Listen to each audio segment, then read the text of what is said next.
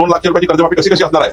म्हणजे या राज्यातला अल्प उदारक अत्यल्प उदारक जो व्यक्तीला कर्जमाफीची गरज आहे, गाडी आहे, घोडा आहे, बंगला आहे, फार्म हाऊस आहे, त्यांना कर्जमाफी देऊन काय फायदा आहे? हे आहेत आपल्या राज्याचे महसूल मंत्री बावनकुळे साहेब. तर बावनकुळे साहेब, आपल्या राज्याचे मुख्यमंत्री देवेंद्र फडणवीस साहेबांनी एक स्टेटमेंट दिलं होतं 14 नोव्हेंबर 2024 साली. ते बघा. शेतकऱ्यांचा सातबारा करूया कोरा कोरा कोरा. आणि या स्टेटमेंटवर आपल्या महाराष्ट्र राज्याचे मुख्यमंत्री देवेंद्र फडणवीस यांनी आत्ताच झालेल्या अर्थसंकल्पीय अधिवेशनमध्ये 6 मार्च रोजी आपल्या शेतकऱ्यांची कर्जमाफी जाहीर केली. पण ती कर्जमाफी किती? फक्त 2 लाख रुपये.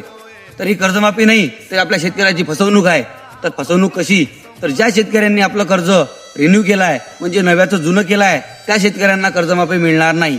आणि त्यात आपल्या राज्याचे महसूल मंत्री चंद्रकांतजी बावनकुळे साहेब यांनीही एक स्टेटमेंट दिलं, ज्या शेतकऱ्याच्या घरी गाडी आणि बंगला आहे त्या शेतकऱ्यांना कर्जमाफी होणार नाही. अरे ही फसवणूक नाही तर काय आहे? हे शेतकऱ्यांना लुबाडण्याचा एक धंदा आहे. अरे शेतकऱ्यांवर राजकारण चालते, तरी आपण या शेतकऱ्यांना लुबाडतो आणि यांना खोटे आश्वासन देऊन यांना फसवणूक करतो. म्हणून मी या सरकारचा जाहीर निषेध करतो. #युवा साम्राज्य. आयुगेगा सूरज जाएगी रात अंधेरी, ये धरती तेरी है पगले इस पे